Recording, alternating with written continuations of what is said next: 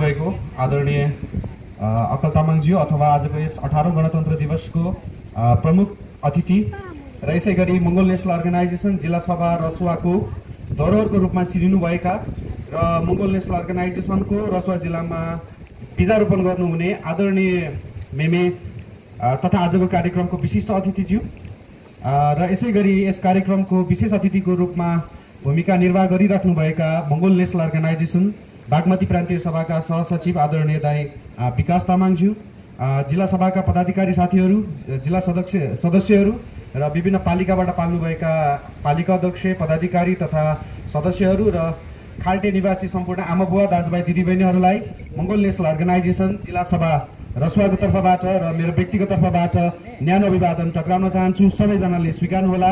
जय मङ्गोल। आज सांस्कृतिक कार्यक्रम अलिकति हामीले राख्न सकेनौँ, त्यसैले सबैजनालाई निन्द्रा लागे जस्तो छ।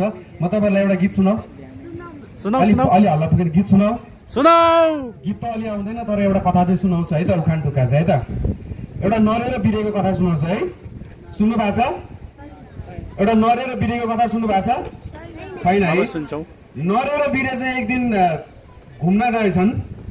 घुम्नै जाने क्रममा उनीहरू चाहिँ एउटा लेकमा चाहिँ घोडा जङ्गली घोडाहरू चरिरहेको रहेछ क्या मैदानमा। अनि त्यो घोडाहरू चरिरहेको ठाउँमा पुगेछन् त्यो नरे र बिरे है, एकदमै मिल्ने साथी, मिलनसार साथी दुइटा। अनि जङ्गली घोडाहरू चरिरहेको रहेछ। अब फेरि मूलवासीका छोराहरू क्या दुइटै नरे र बिरे, मूलवासी बङ्गालकै छोराहरू, बहादुर हुन्छन् होइन, त्यो त हाम्रो रगतमा खुनमै भएको कुरा हो। अनि नरेले के भनेछ, बिरे त्यो जङ्गली घोडा देखिरहेछस् तैँले भनेर सोधेछ। देखिरहेको छु। त कतिको बहादुर छस् भनेर सोधेछ। है म त खतरा बहादुर छु नि, म त धेरै बहादुर छु भनेछ। त्यसो भए तैँले त्यो जङ्गली घोडाको पुच्छर समाउन सक्छस् भनेछ क्या। अनि बिरेले भनेछ सकिहाल्छौँ, के ठुलो कुरा हो र त्यो त, हामी कस्तो कस्तो बहादुरी काम गरेर हिँड्ने मान्छे, जब घोडाको पुच्छर समाउन सक्दिनँ त म भनेछ। अनि नरेले साँच्चै सक्छस् त छोड्दैनस् त छोड्छस् होला पुच्छर नसमाति भनेछ क्या। अनि बिरेले कहाँ छोड्छु म, ज्यान जालामा छोड्दिनँ त्यसको पुच्छर, ल म बरु मरेर जाओस्, म त्यसको पुच्छर छोड्दिनँ भनेछ क्या। अनि नरेले भनेछ ल त त्यसो भए समातेर देखा त भनेछ। बिरे पुरै हो अब छाती फुलाएर पुरै अब साथीलाई देखाउनु पर्यो नि त भनेर छाती फुलाएर चाहिँ अनि त्यहाँबाट ऊ चाहिँ गएछ है घोडाको पुच्छर समाउनु गएछ। लुकीछुपी गएर घोडाको पुच्छर समातेछ। घोडाको पुच्छर समात्यो, घोडा त भाग्छ हेर्नु, जङ्गली घोडा भाग्यो। बिरेले के गरेको छ, त्यसको पुच्छर समातेर ऊ पछि लछारिँदै गएको छ घोडाको पछाडि। घोडाले त अब नछोडेपछि लात्ती हान्छ, पछाडि लात्ती हानेको छ, दाँत झऱ्यो। त्यही नि बिरेले छोडेन। बिरेले छोडेको छैन, नरे उताबाट हेरेर हाँसिरहेछ है, यसले त छोड्दैन रहेछ भनेर हाँसिरहेछ। फेरि अझै पनि लछार्दैको घोडाले अर्को लात्ती हान्थ्यो, अर्को दाँत झऱ्यो।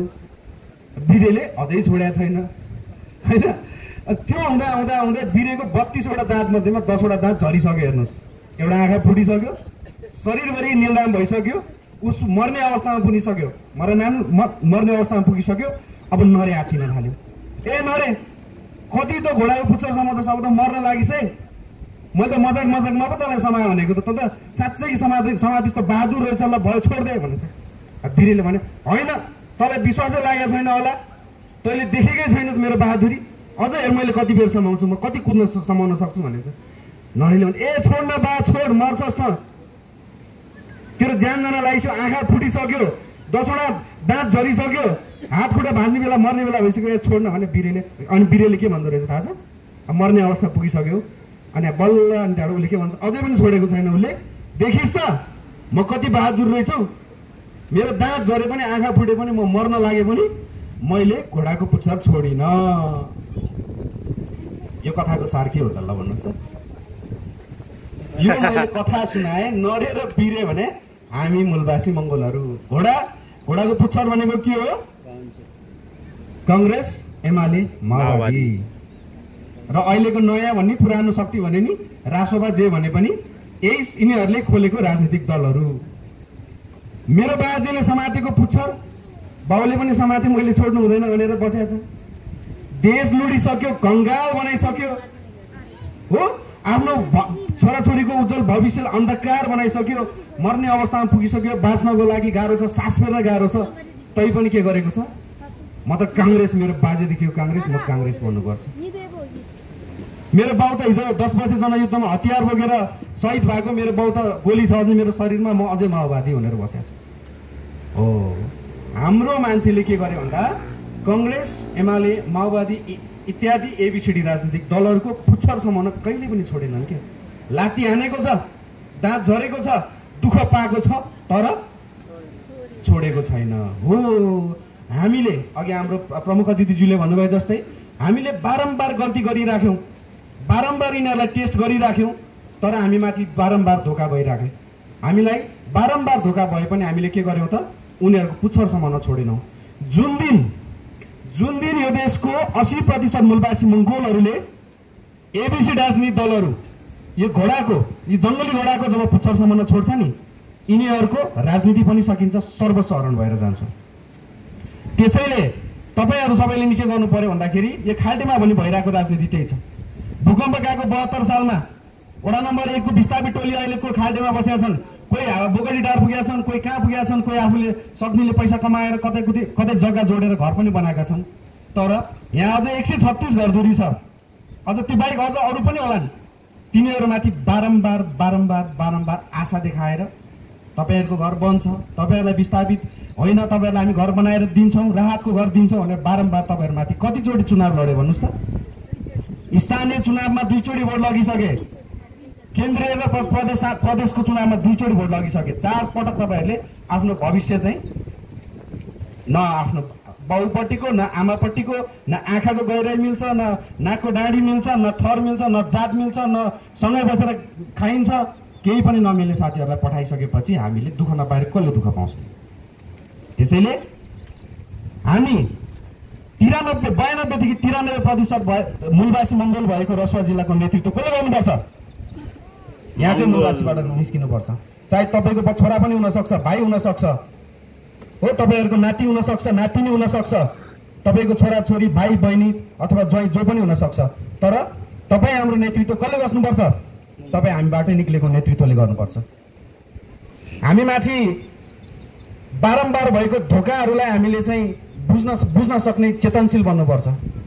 कतिले भन्छ मङ्गोल नेसनल अर्गनाइजेसनले के दिन्छ? मङ्गोल नेसनल अर्गनाइजेसनले चेतना दिन्छ। मङ्गोल नेसनल अर्गनाइजेसनले पैसा दिँदैन, मङ्गोल नेसनल अर्गनाइजेसनले शिक्षा दिन्छ।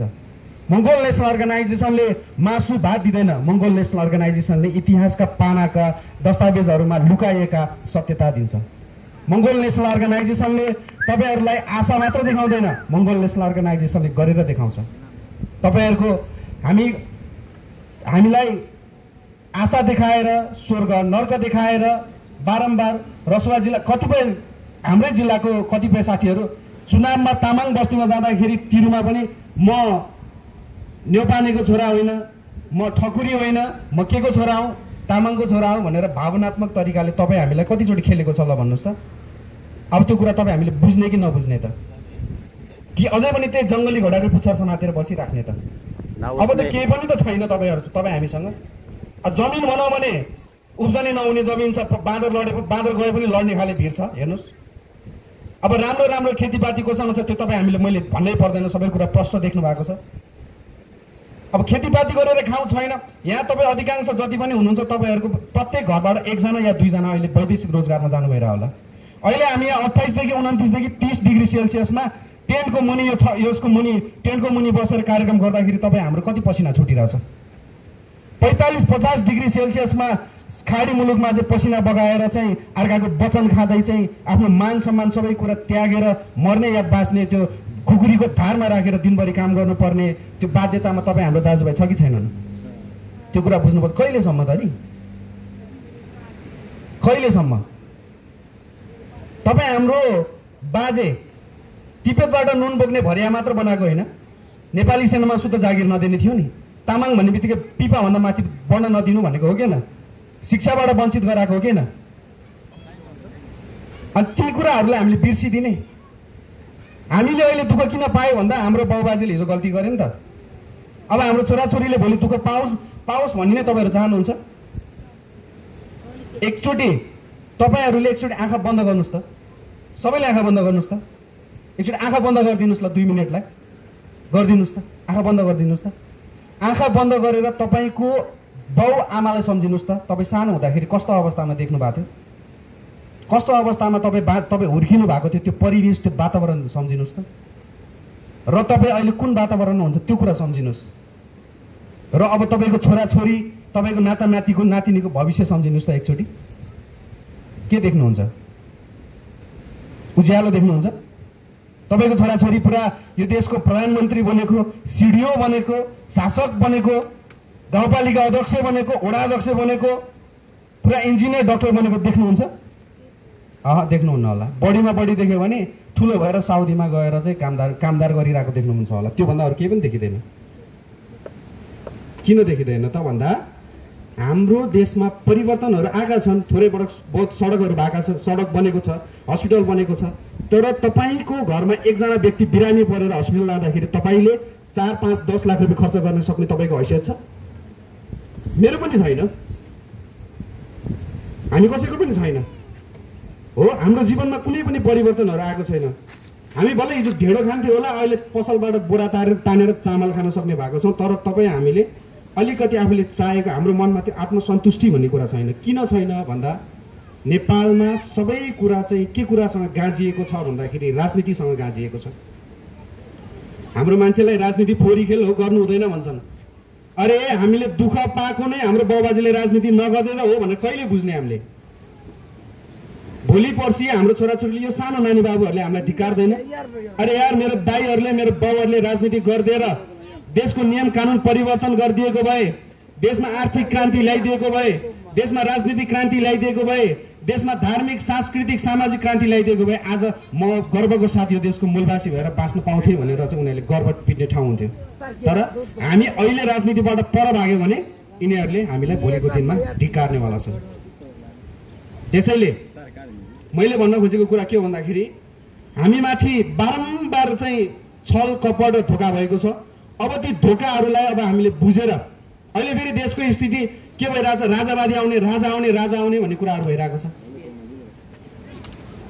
राजा आएर तपाईँ हाम्रो समस्याको समाधान हुने हो त अहिले रसुवा जिल्लाको विभिन्न ठाउँहरूमा लगभग सबै ठाउँमा सडक पुगेका छन् भलै भ्रष्टाचार भएको छ भ्रष्टाचार व्यापक भएको छ रसुवाको विभिन्न ठाउँमा तिरुमा जहाँसुकै भनौँ गातलाङ गोल्जुङदेखि विभिन्न कुना कन्दरामा अहिले सडक पुगेको छ त्यो सडक केले गर्दा पुग्यो राजाले गरेर पुगेको राजाको बेलामा त नुन एउटा पनि खान नसक्ने अवस्था थियो नि त हैन हाम्रो अहिले ठाउँ ठाउँमा सडक पुगेको छ त्यो केले गर्दा पुग्यो भन्दा प्रान्तीयताले गर्दा पुग्यो लोकतन्त्रले गर्दा पुग्यो आज तामाङको छोराहरू पनि एउटा पढेर लेखेर चाहिँ एउटा आफ्नो नेतृत्व लिन सक्ने ठाउँमा पुगेको छ त्यो केले गर्दा पाएको लोकतन्त्रले गर्दा पाएको हो त्यो भएर हामीले के कुरा बुझ्नु पर्यो भन्दाखेरि देशमा राजा आउँदैमा सबै कुरा काया पलट हुने भन्ने होइन राजा आएर काया पलट हुने भए 250 वर्ष केरेर बस्यो राणा शासन आएर राणा जङ्गबहादुर चाहियो अरे हामीलाई भन्छ अरे यार जङ्गबहादुर आएर चाहिँ 1910 को मुलुकी ऐन बनाएर मासिने मतवाली अछुत बनाउने जङ्गबहादुर नै होइन हामीलाई एकअर्कामा छुनु हुँदैन अर्काले छोको पानी खानु हुँदैन भनेर कानुन लिखित कानुन बनाएर चाहिँ यो देशको मूलवासी मंगोलहरूलाई अन्धकारमा पार्ने त्यही जङ्गबहादुर होइन अनि अहिले हामी जङ्गबहादुर माग्ने जङ्गबहादुर चाहिने हो हामीलाई ज्ञानेन्द्र शाह चाहिने हो हामीलाई होइन नि होइन हामीलाई के चाहिने हो भन्दाखेरि अब बहुसंख्यक जनताको नेतृत्व गर्ने बहुसंख्यक जनता मूलवासीहरूको कुरा सुन्ने बहुसंख्यक जनता हामी मूलवासी मंगोलहरूको नेतृत्व चाहिँ संसद भवनमा गर्ने चाहिँ अब हामीलाई त्यस्तो खाले मूलवासी मंगोलहरूको नेतृत्व चाहेको मंगोल नेशनल अर्गनाइजेसन चाहेको लोकतन्त्र चाहेको धर्मनिरपेक्ष चाहेको र प्रान्तीयता चाहेको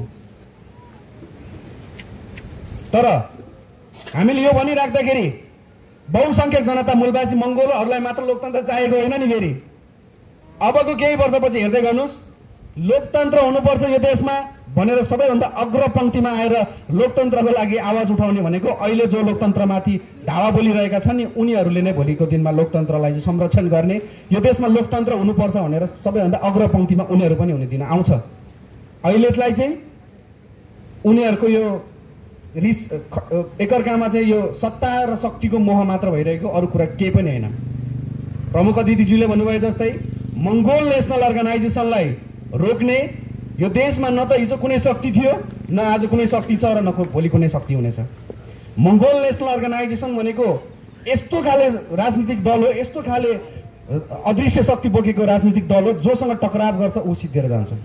त्यसैले म आज यो मञ्चबाट नै मङ्गोल नेसनल अर्गनाइजेसनलाई कमजोर ठान्ने, मङ्गोल नेसनल अर्गनाइजेसनलाई राजनीतिको रूपमा चाहिँ प्रभाव पार्न खोज्ने, पैसाको नाममा, प्रलोभनको नाममा, सत्ता शक्तिको नाममा हो, राजनीतिको नाममा विभिन्न जातीय, धार्मिक र सामाजिक र सांस्कृतिक रूपमा मङ्गोल नेसनल अर्गनाइजेसनल माथि कसैले दावा बोल्न खोज्छ भने, मङ्गोल नेसनल अर्गनाइजेसनलाई कसैले हानि पुर्याउन खोज्छ भने कदापि पनि त्यो कुरा नसोचे हुन्छ। आजैबाट ती विचारहरू त्यागिदिए हुन्छ। किनकि मङ्गोल नेसनल अर्गनाइजेसन भनेको यो माटोलाई मुक्ति दिनको लागि जन्मिएको राजनीतिक दल हो। यो खोलालाई, यो भिर, यो पाखालाई, यो जङ्गलमा भएका जडीबुटीलाई र मेन कुरा यो देशको मूलवासी मङ्गोलहरूलाई 80% मूलवासी मङ्गोलहरूलाई मुक्ति दिनको लागि जन्मिएको राजनीतिक दल हो। त्यसैले हामीसँग जो टक्राउँछ ऊ चुरचुर भएर जान्छ। त्यसैले अब रसुवा जिल्लालाई उठाउने, हामी जुरुक्क उठाउने, काठमा राख्ने हो। राख्ने कि नराख्ने? सबैजना मिल्ने हो। 92% मूलवासी मङ्गोल भएको समुदाय भएको रसुवा जिल्लामा अब नेतृत्व पनि कसले गर्नुपर्छ? मूलवासी मङ्गोलले नै गर्नुपर्छ भन्ने कुराहरू धेरै छन्। समयको पाबन्दी पनि छ। लोकतन्त्रको विषयमा प्रशिक्षण कार्यक्रमहरू हामी बारम्बार पनि लिएर आउनेछौँ। र अहिलेको निमित्त चाहिँ म के भन्न चाहन्छु भन्दाखेरि देशमा गणतन्त्रमाथि धावा बोल्न खोज्नेहरूलाई म यो मञ्चबाट के चेतावना दिन चाहन्छु भन्दाखेरि, न त हिजो डाक्टर गोपाल गुरुङ एक्लै हुँदाखेरि डाक्टर गोपाल गुरुङलाई रोक्न सक्यो। आज लाखौंको संख्यामा मूलवासी मङ्गोलहरू जागिसकेका छन्। अब मूलवासी मङ्गोलहरूलाई कमजोर नठाने हुन्छ। बरु अन्तिम ढुकढुकी आफ्नो अस्तित्व अन्तिम राउन्जेलसम्म लडिन्छ, तर झुकेर बाँचिँदैन। आफ्नो अस्तित्व कायम गरेर, सह अस्तित्वलाई सम्मान गरेर, तपाईँको पनि अस्तित्वलाई सम्मान गर्छौँ। तपाईँको अस्तित्वलाई सम्मान गरिराख्दाखेरि मलाई फेरि कमजोर चाहिँ सोच्नु भएन। मेरो पनि अस्तित्व छ। म मेरो अस्तित्वको लागि मर्न पनि तयार छु र मार्न पनि तयार छु।